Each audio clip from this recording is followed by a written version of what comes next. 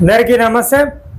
ఇలా వార్తలు చూద్దాం. సాక్షి దినపత్రిక తీసుకొచ్చిన మరి జర్నలిస్ట్ అన్న పాత కరీంనగర్ జిల్లా గురించి, ఉమ్మడి కరీంనగర్ జిల్లాలో ఉన్న కార్పొరేషన్ల గురించి, మరి అదేవిధంగా మున్సిపాలిటీల గురించి ఓ వార్త పట్టుకొచ్చిండు. ఆ వార్త ఏందో చూద్దాం. మిగిలింది వారమే, బల్దియాలో ప్రత్యేక పాలనకు సిద్ధం.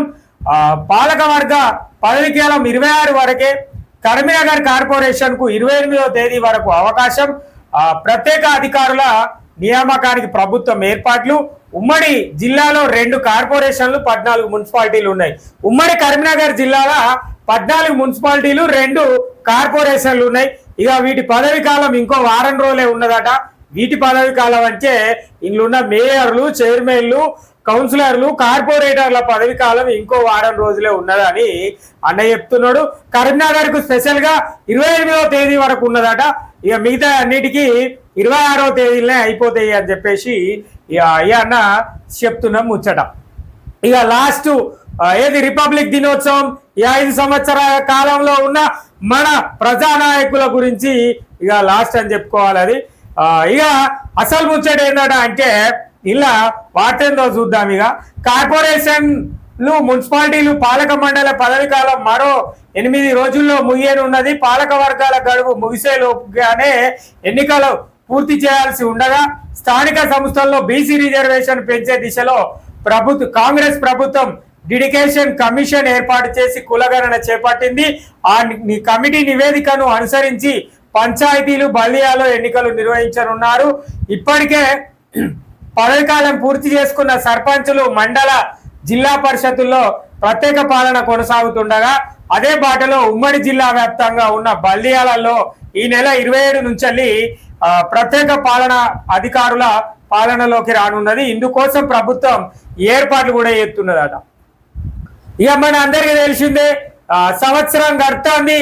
గ్రామ పంచాయతీల, మండల పరిషత్తుల, తర్వాత జిల్లా పరిషత్తుల ఎన్నికలు లేక మరి బీసీ డిక్లరేషన్ అయిన తర్వాతనే చేస్తామని చెప్పేసి చెప్పారు. దీని గురించి నేను మాట్లాడతా. తర్వాత ముచ్చటేంది, ఇక ఈ నెల 26న అయిపోతుంది కదా, ముందే ఎలక్షన్లు రావాల్సి ఉంటది కానీ రాలేదు. అన్ని ఒకటేసారి పెడతారా, ఎట్లా పెడతారా అనేది గురించి నాకైతే మనకు అన్న ఏం చెప్తున్నాడు అంటే, మనకు చెప్పిన అన్ని ఒకటేసారి పెడతారు, కులగణన అయిపోయిన తర్వాత అని చెప్పేసి ఈ అన్న చెప్తున్నాడు. అసలు ముచ్చట ఏంటంటే, గత పాలకులు, అప్పటి మున్సిపల్ శాఖ మంత్రివర్యులు 2018లో మున్సిపల్ చట్టము, తర్వాత పంచాయతీరాజ్ చట్టం అని ఒకటి అసెంబ్లీలో తీర్మానం చేసిరు. ఏంది, 10 సంవత్సరాల వరకు ఎలాంటి రిజర్వేషన్ల మార్పు ఉండదు అని చెప్పేసి చెప్పిండు. మరి ఆ బిల్లును అసెంబ్లీలో ప్రవేశపెట్టి ఆ తీర్మానాన్ని ఏడ మార్పులు చేర్పులు చేసినట్టయితే మనకేడ కనవల్లే. మరి కనవల్లే కాబట్టి రిజర్వేషన్ అదే కొనసాగుతుందా, లేదంటే ఏమన్నా మార్పు జరిగే అవకాశం ఉన్నదా అంటే ఉన్నది. బీసీ కులగణన చేసిరు, బీసీ డిక్లరేషన్ అయిన తర్వాత ఇస్తారు అని చెప్పేసి వీళ్ళు చెప్తున్నారు. మనకున్న అంచనాల ప్రకారం, మనకున్న ఆలోచన విధానం ప్రకారం, మనం గత 2018లో జరిగిన అసెంబ్లీ తీర్మానం ప్రకారం మున్సిపల్ చట్టము, తర్వాత పంచాయతీరాజ్ చట్టాన్ని అప్పటి మున్సిపల్ శాఖ మంత్రులు ఏర్పాటు చేసిరు. మరి ఆ చట్టం ప్రకారంగానే కొనసాగే అవకాశాలు ఎక్కువగా ఉన్నాయి.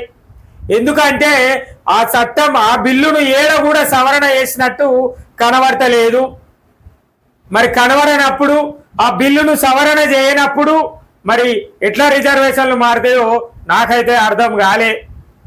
రెండోది, బీసీ కులగణన జరిగింది. మరి బీసీ కులగణన జరిగిన తర్వాత మరి వాళ్లకు సంబంధించిన వివరాల ప్రకారంగా ఆలోచిస్తే రిజర్వేషన్లు మారుతాయని చెప్పారు. మరి అవి ఈ కులగణన వేసి పెట్టిరు ఆ రిజర్వేషన్ల ముచ్చట్లు, వాటికి ఎక్కడ బిల్లు ఆమోదం చేసిరు, లేదంటే ఆ తీర్మానం ఎక్కడ వేసిరు, ఎప్పుడు వేసిరు, అవన్నా చూపెట్టాలి. మరిగా ఈ 2 ముచ్చట్లు ప్రజలారా మీరే అర్థం చేసుకోవాలి. ఇక గట్లా ఉన్నది మన యొక్క పరిస్థితి. గత బిల్లుల గురించి మాట్లాడలే, ప్రస్తుతం బీసీ కులగణన బిల్లు కోసం కూడా, అంటే ఆ తీర్మానం కోసం కూడా ఎక్కడ డిక్లరేషన్ అయినట్టుగా కూడా కనబడతలేదు. మరి ఏ లెక్క ప్రకారంగా పంచాయతీ ఎన్నికలకు పోతారో, ఏ లెక్క ప్రకారంగా మున్సిపల్ ఎన్నికలకు పోతారో చూడాల్సిన అవసరం ఉంటది.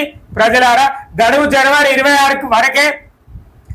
ఉమ్మడి జిల్లాలో కరీంనగర్, రామగుండం కార్పొరేషన్ తో పాటు 14 మున్సిపాలిటీలు ఆయా పాలక వర్గాలు నిర్వహించగా 2020 జనవరి 27న కొలువు తీరాయి. ఈ నెల 26న పాలక వర్గాల పదవి కాలం ముగియనున్నది. కరీంనగర్ కార్పొరేషన్ కు 2 రోజుల ఆలస్య ఎన్నికలు జరగడంతో 2025 జనవరి 28తో పదవి కాలం ముగియనున్నది. అసెంబ్లీ ఎన్నికల్లో విజయంతో కాంగ్రెస్ ప్రభుత్వం అధికారంలోకి రావడంతో పలు మున్సిపాలిటీల్లో అవిశ్వాసాలు పెట్టగా పలు చైర్మన్ పదవులు కాంగ్రెస్ వశమయ్యాయి. పలు బల్దియాల్లో బీఆర్ఎస్ నుంచి గెలిచిన కౌన్సిలర్లు, కార్పొరేటర్లు కారు దిగి హస్తంలో చేరారు. కాంగ్రెస్ కార్పొరేషన్ లో పలువురు కార్పొరేటర్లపై భూ కబ్జా కేసులు నమోదు కావడంతో రాష్ట్ర వ్యాప్తంగా చర్చనీయాంశం జరిగినాయి. ఇక వాళ్ళ పదవి కాలం ముగిసింది. ఇలా 26, వాళ్ళది 28. ఒక కరీంనగర్ కార్పొరేషన్ లా ఎన్నికలు 2 రోజులు లేట్ అయినాయి కాబట్టి వాళ్ళు కూడా ప్రమాణ స్వీకారం 2 రోజులు లేట్ చేసారు కాబట్టి వాళ్ళకు 2 రోజులు ఎక్కువ గడువు ఉన్నది, వీళ్ళకు 2 రోజులు తక్కువ గడువు ఉన్నది అని చెప్పుకోవాలి. గ్రామ పంచాయతీలు, పంచాయతీ పరిషత్తుల తర్వాతనే గ్రామ పంచాయతీ, మండల, జిల్లా పరిషత్ ఎన్నికల తర్వాతనే మున్సిపల్ ఎన్నికలు రానున్నాయి. ఎన్నికలకు ముందుగానే కొత్త మున్సిపాలిటీలు విలీనమై గ్రామాలలో వార్డుల విభజన చేయాలని అధికారులు నిర్ణయించారు. దీంతో పాటు ప్రభుత్వం చేపట్టిన సమగ్ర ఇంటి సర్వే, సమగ్ర ఇంటింటా కుటుంబ సర్వే ఆధారంగా బీసీ కమిషన్ నివేదిక అందిస్తుంది. ఆ తర్వాత కేబినెట్ రిజర్వేషన్లు ఖరారు చేసే అవకాశం ఉంది. అనంతరం పంచాయతీల్లో, మండల, జిల్లా పరిషత్తుల తర్వాత మున్సిపాలిటీ, కార్పొరేషన్ ఎన్నికలు నిర్వహించనున్నారు. దీంతో బల్దియాలో మరో ఏడాదికి పైగా ప్రత్యేక పాలన కొనసాగే అవకాశం ఉందని అధికారులు ఎన్నికల్లో పోటీ చేసే ఆశావాహులు అంచనా వేస్తున్నారు. ఇక బీసీ నివేదిక ఇచ్చిన తర్వాతనే గ్రామ పంచాయతీ ఎన్నికలు, మండల పరిషత్, జిల్లా పరిషత్ ఎన్నికలు అయితే, వాటి తర్వాతనే మున్సిపల్ ఎన్నికలు అయితే అని చెప్పేసి చెప్తున్నారు. ప్రత్యేక పాలనలే దాదాపుగా కొనసాగుతుంది. ఇంకో ఏడాది పాటు పట్టే అవకాశం ఉన్నది అని చెప్తున్నారు. ఈ లెక్కన ఆలోచిస్తే బీసీ కులగణన నివేదిక సమర్పణ అనేది అయిన తర్వాతనే ఎన్నికలు పెడతారని అన్న చెప్తున్నాడు. మేబీ ఈ అన్న అంచనా అట్లా ఉందేమో. మన అంచనా ఎట్లా ఉందంటే, మనం నిరుద్యోగులం, ఖాళీగా కూర్చొని ఎట్లాంటి వ్యవస్థ కోసమైనా కూడా ఆలోచన చేయగలిగిన వ్యక్తులం. మరి నేను చెప్పే ముచ్చట ఏంటంటే, రాబోయే రోజులలో నాకు తెలిసి జనవరి 26 తర్వాత ఖచ్చితంగా పంచాయతీ ఎన్నికలకు పోయే అవకాశం ఉన్నది ప్రభుత్వం. అందుకనే రాష్ట్ర ప్రభుత్వం పంచాయతీలో ఉన్న ప్రజానికానికి సంబంధించిన పథకాలను ప్రవేశపెడుతోంది. అదేందో మీ అందరికీ తెలుసు. రైతు భరోసా, ఆత్మీయ భరోసా, అదే ఇందిరమ్మ ఆత్మీయ భరోసా, తెల్ల రేషన్ కార్డు, ఇవి నిజంగా పట్టణ ప్రాంతాలకు సంబంధించినవి కాదు. పూర్తి స్థాయిగా 98% ఇవి గ్రామీణ ప్రాంతాలకు సంబంధించిన పథకాలు. మరి వాళ్ళ ఎన్నికల కోసమే వాళ్ళు ఎన్నికలకు పోయే అవకాశం ఉన్నది కాబట్టే ఈ పథకాలను ప్రారంభించిరని మేము అనుకుంటున్నాం. ఇక మీరు ఎట్లా అనుకుంటారో వార్త చూస్తే కామెంట్ చేయుర్రి ప్రజలారా. ఇది నిజమైన ముచ్చటనే. రైతు భరోసా, రైతులంతా గ్రామీణ ప్రాంతాలలోనే ఉంటారు. ఆత్మీయ భరోసా ఏది ఇంకా రైతు కూలీలకు, లేదంటే కౌలు రైతులకు, ఇట్లాంటి సంబంధించిన వాళ్ళకు, ఉపాధి హామీలకు సంబంధించిన ప్రజానికం అంతా గ్రామీణ ప్రాంతాలలోనే ఉంటారు, పట్టణ ప్రాంతాలలో ఉండరు. అదే విధంగా తెల్ల రేషన్ కార్డు వ్యవస్థ పూర్తి స్థాయిగా గ్రామీణ వ్యవస్థకు సంబంధించిన వాళ్ళు ఒక 10% పట్టణ వ్యవస్థకు సంబంధించిన వాళ్ళే ఉంటారు. అంటే 90% గ్రామీణ ప్రాంతాలలో ఉన్నారు. మనం ఈ లెక్కన ఆలోచిస్తే రాబోయే ఫిబ్రవరి మొదటి వారం లోపే గ్రామ పంచాయతీ ఎన్నికలు రాబోతున్నాయని మనము అర్థం చేసుకోవచ్చు. ఇక మరి ఆ లోపు బీసీ కమిషన్ నివేదిక సమర్పిస్తుందా, లేదంటే పాత పద్ధతులనే 2018 అసెంబ్లీ చట్టం చేసిన ప్రకారంగానే ఎన్నికలు జరుగుతాయి అనేది వేచి చూడాల్సిన అవసరం ఉంటది. ఇది ప్రజలారా. అయితే ఇలా ఇదొక ముచ్చట. ఏది మిగిలింది వారం రోజులలోనే పాపం ఈ ఎవరైతే 2018 గెలిచిన కార్పొరేటర్లు, కౌన్సిలర్లు, చైర్మన్లు, మేయర్లకు వీళ్ళకి వచ్చిన విషయం ఏంటంటే, ఓ ఏడాది పాటు దాదాపుగా కరోనా కాలం గడిచిపోయింది. ఇక మిగతా కాలాన్ని వీళ్ళు ఈ రకంగా వెల్లదీసిరు. ఎవరి అవసరాల కోసమా లేకపోతే ప్రాంత అభివృద్ధి కోసమా పార్టీలు మారిరు. అదే అధికారంలో కాంగ్రెస్ ప్రభుత్వం రాష్ట్ర అధికారంలోకి చేరిన తర్వాత ఏది పంచాయతీ ఎన్నికలు కావచ్చు, పంచాయతీలలో కావచ్చు, లేదంటే మున్సిపాలిటీలలో కావచ్చు, కార్పొరేషన్లో కావచ్చు, నాయకులంతా కాంగ్రెస్ వైపు చూసి చెయ్యి పట్టుకొని వాళ్ళ పార్టీలలోకి వెళ్ళిపోవడం జరిగింది.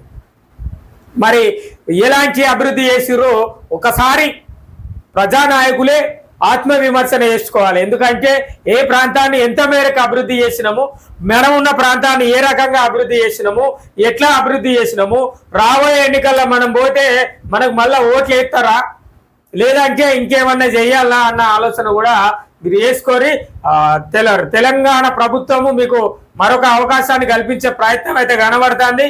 ప్రయత్నం అంటే సమయం ఇస్తుంది. ఎన్నికలు, మున్సిపల్ ఎన్నికలు, కార్పొరేషన్ ఎన్నికలు రావాలంటే కొంత మేరకు సమయం పడుతుంది. కాబట్టి ఆ సమయంలో మీరు ఆత్మవిమర్శన వేసుకొని ఏదైనా మిగిలిపోయి ఉంటే ప్రజలకు మళ్ళా ఏదో రకంగా అందుబాటులో అయ్యే విధానాన్ని చూసుకోర్రి. ఇక ఇది ప్రజలారా వారం రోజులే మిగిలి ఉన్నది. ఇక ఈ వారం రోజులల్లా ఇక అన్నలు 4 ఏళ్ళు వేసిర్రు. ఇక ఇంత వారం రోజులల్లా ఏమున్నా కూడా మనకు తీర్చే అవకాశం ఉంటది. కాబట్టి సాక్షి అన్న తీసుకొచ్చిన ముచ్చట ఏంటంటే ఇక వారం రోజులే మిగిలింది ఇలా పదవి కాలం అని చెప్పేసి మనకు చెప్తున్నాం ముచ్చట.